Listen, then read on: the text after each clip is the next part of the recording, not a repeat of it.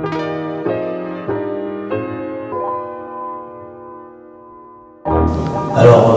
Christophe Brossard, effectivement, je suis natif du Cantal, du côté de Mauriac. J'ai quitté un peu le département fin des années 80, début des années 90.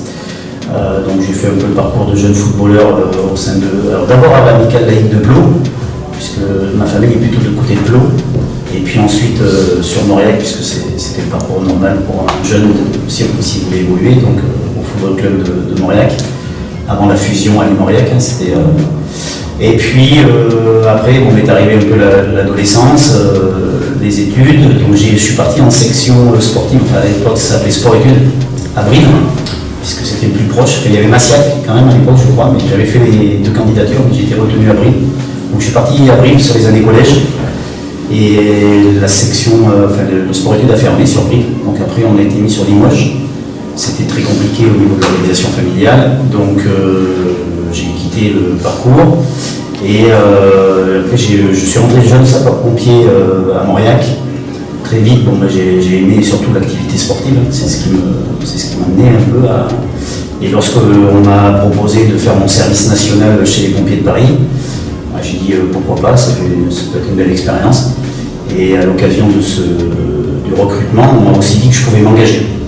Donc dans ce corps de sapeur-pompier. Donc j'ai préféré prendre un engagement de 5 ans. Et finalement je suis rentré au sapeur-pompier de Paris en 89. Et là, pour continuer le foot dans le département, c'était compliqué puisque je n'étais pas très disponible.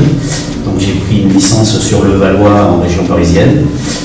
Où j'ai joué en club à Levallois. Donc à ce moment-là, c'était la DH voire D4, ça dépendait. Moi c'était en DH. Et puis est arrivé un peu le parcours foot-pompier, où très vite j'ai intégré l'équipe de foot des sapeurs-pompiers de Paris, avec laquelle j'ai pu participer à pas mal de manifestations. J'ai été donc champion de France sapeurs-pompiers 2 fois, vainqueur de la Coupe de France militaire, champion de France militaire. Grâce à ça, ça m'a emmené à être appelé une fois en sélection de l'équipe de France militaire et puis surtout en équipe de France sapeurs-pompiers, puisqu'on a une équipe nationale maintenant depuis 1985. Donc voilà. Derrière cela, est arrivé un peu l'âge de la fin de parcours de joueur, donc on m'a un peu sollicité pour entrer dans l'encadrement de l'équipe nationale pompier. Choix difficile parce que j'avais encore l'âge de jouer et puis je me dis pourquoi pas, j'aime bien m'enrichir de nouvelles expériences. Donc voilà, j'ai intégré l'encadrement en 2002 de l'équipe nationale. On m'a demandé de prendre un rôle d'adjoint, donc j'ai passé mes diplômes. À l'époque c'était le BE, donc brevet d'état de 1er degré.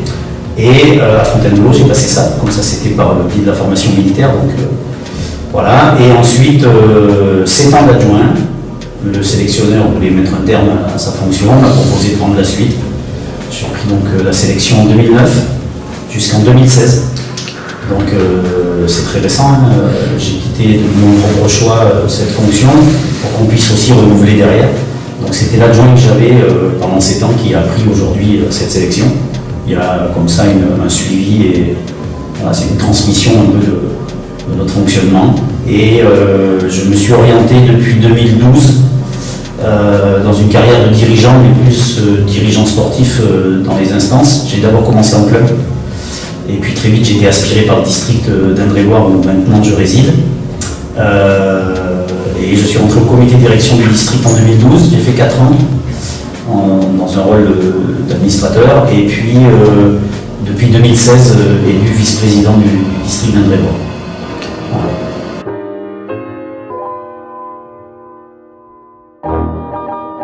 Alors, l'association de football des sapeurs-pompiers de France, c'est une association qui a été créée en 1995. Il y a d'abord eu, à l'origine du foot chez les pompiers, il y a d'abord eu la sélection nationale qui a d'abord existé, mais elle était autonome. Notre championnat de France sapeurs-pompiers, qui est vraiment la compétition chez les sapeurs-pompiers pour le football, très vite on s'est aperçu qu'il fallait créer une association pour gérer cette sélection, parce que c'était compliqué. Donc ça a été créé à l'origine par des Lyonnais, puisque c'est beaucoup de sapeurs-pompiers lyonnais qui se sont lancés dans cette aventure.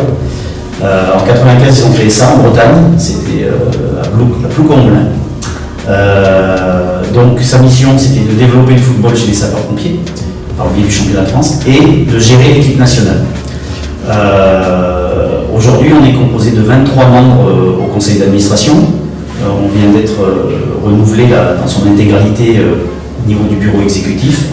Classique, un président, vice-président, secrétaire, trésorier, voilà. Dont Alain, qui est donc le nouveau trésorier national de l'association.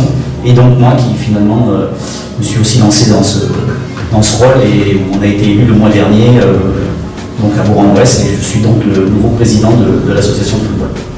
Dans la gestion de l'équipe nationale, et c'est aussi pour ça qu'on est avec eux aujourd'hui, on a donc un fonctionnement de 4 rendez-vous annuels. C'est vraiment le maximum. Sinon, je dirais plutôt 3, où les joueurs se rassemblent sur des stages très courte durée, parce que l'emploi du temps des uns et des autres, de façon à préparer une compétition. C'est la raison pour laquelle on est là sur Aurillac. Alors, pourquoi Aurillac? Comme j'ai dit hier soir, c'est plutôt par affinité, on va dire, et puis par relation, parce qu'on a quand même un sapeur-pompier cantalien qui siège à notre association, voilà, Christophe Ballot. Et donc, il a organisé un peu le stage. Le sélectionneur connaissait bien, je crois, votre président de l'amicale, Pascal Fressigné. Donc, voilà, c'est plus du réseau, on va dire. On était mis à 3 ans, ça s'était très bien passé. Et bien voilà, on a renouvelé l'expérience et on prépare à l'occasion de ce stage le trophée des sélections nationales du sport d'entreprise qui a lieu tous les 2 ans à Angers et donc aura lieu en juin 2019 où on retrouve l'équipe de France militaire, l'équipe de France des cheminots, une sélection de Monaco, la sélection nationale suisse du sport entreprise. Il y a également de temps en temps l'équipe de France de la police. C'est les corps de métier en fait, si vous voulez. Voilà. Donc voilà pour la raison pour laquelle, et puis d'où l'objectif quand même, hormis celui de sportif, c'est aussi de permettre à des joueurs d'intégrer la sélection. C'est le cas là, sur Aurillac cette fois-ci. On a quand même 6 joueurs qui viennent voilà, pour la première fois, voire peut-être certains pour la seconde fois. Donc c'est une équipe très très jeune en termes d'intégration dans le groupe. Et c'était le choix un peu du sélectionneur, donc d'où l'objectif.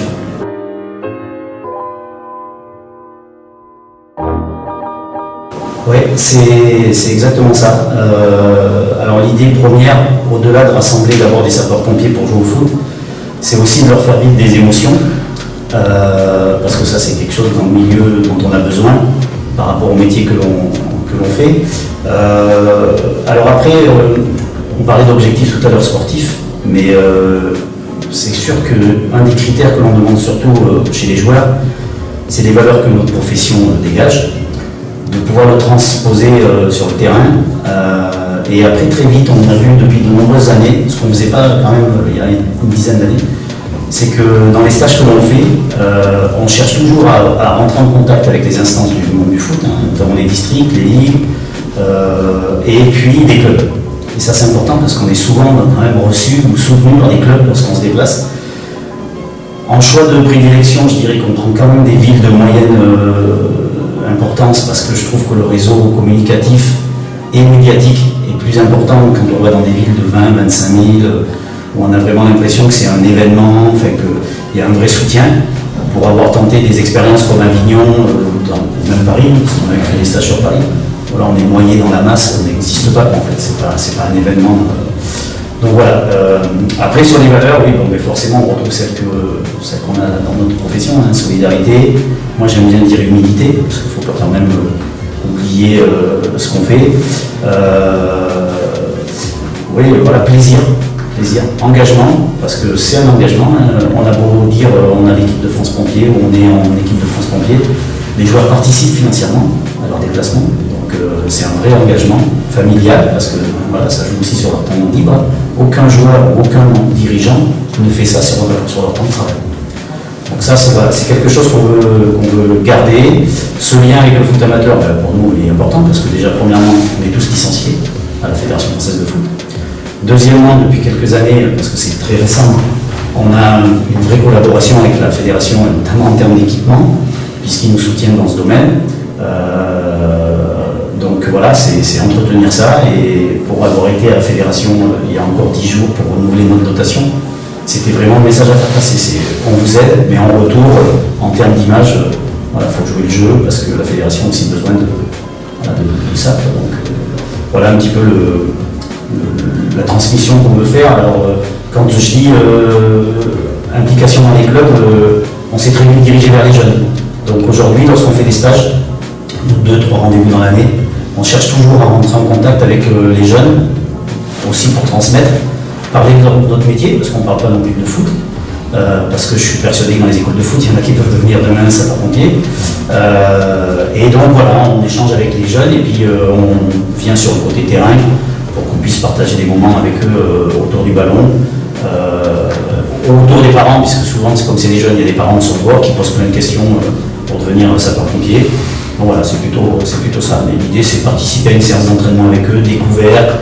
Voilà, des fois encadrement, ça arrive aussi, hein, que les clubs nous sollicitent pour encadrer un atelier. Voilà, on répond à cette invitation sans problème.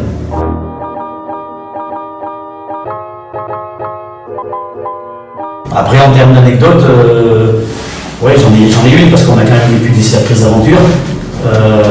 On est parti en Irak en 2009 représenter la fédération, puisque c'est pour des raisons de sécurité, ils ne voulaient pas envoyer voilà, on va dire, les principales équipes de la fédération. Donc on a représenté la Fédé. Alors bon, l'Irak, c'est pas forcément ça reste une anecdote parce que ça n'a plus été un match de football, ça a été plutôt un moment historique de ce qu'on a vécu, hein, puisqu'on était carrément sous le GIGN, enfin, sous la protection du GIGN, car blindé, rideau tiré. Enfin, c'est vraiment un moment extraordinaire. Ça faisait 30 ans qu'il y avait pas eu un match de foot à Bagdad. Donc on a joué dans un stade d'10 000 places. Enfin, voilà, d'un côté les sunnites, de l'autre côté les chiites. Enfin, on a découvert un univers incroyable. On a passé 4 jours merveilleux. Donc voilà, ça c'était plutôt une anecdote parce qu'on n'est pas amené à vivre ces moments-là. Et après, une anecdote plus particulière qui touche, je pense, pas mal de personnes, c'est qu'on a eu la chance de fréquenter Zinedine Zidane en 2003, qui avait fait un match de gala au stade Vélodrome à Marseille pour le tremblement de terre en Algérie, France 98 Olympique de Marseille.